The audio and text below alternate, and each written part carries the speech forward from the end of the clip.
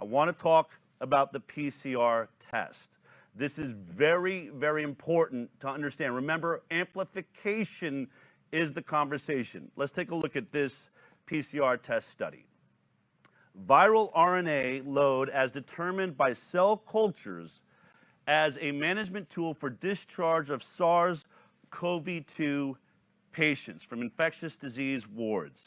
So this is the article I want to take you through. So let me explain what this study did. The study essentially looked at PCR tests in a large group of people. They were looking at what rate were they infected. And they also, after the PCR test, went and cultured the samples to see if they could see virus, to see how accurate the test was. How do they culture it? Essentially, they take that little bit of DNA or RNA and they put it in an animal to see if it can grow. This is what they discovered, okay? Now let me show you how this works.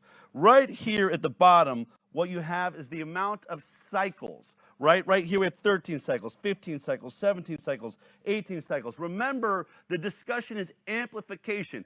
Each time a cycle is run with a PCR test, you're amplifying more. You're going deeper and deeper in, right? It's like an NCIS where they have a license plate in the video, and you're going deeper and you're going deeper in to see if you can read what's on that license plate, to see if there's something there, if there's information. And so each cycle amplifies it even more. Well, here's what the study looked at.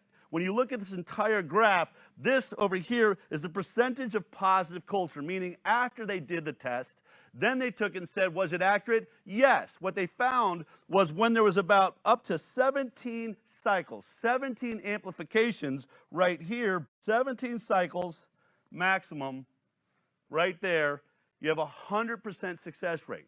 If they ran your PCR test through 17 cycles and it comes out positive, 100% chance you have COVID-19.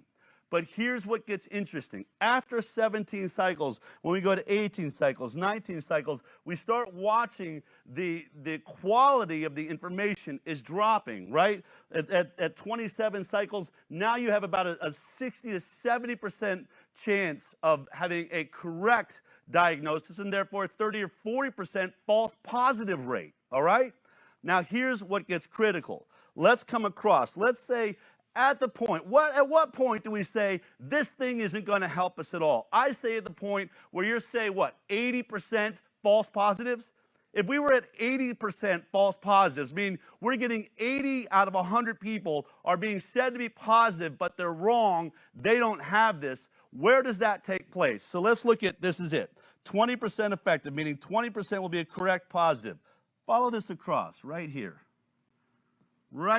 okay? How many cycles? Are you only 80%? Are you only 20% accurate? 33 cycles. 33 amplifications with a PCR study, and now you only have a 20% success rate. 80% of you are getting false diagnosis. And then after that, it drops off. I mean, look at this. You get to 35, 38, you go this way. No chance that a positive test is correct, okay? Now, let's look at this next study because this is important. So this is looking at the amount of cycles.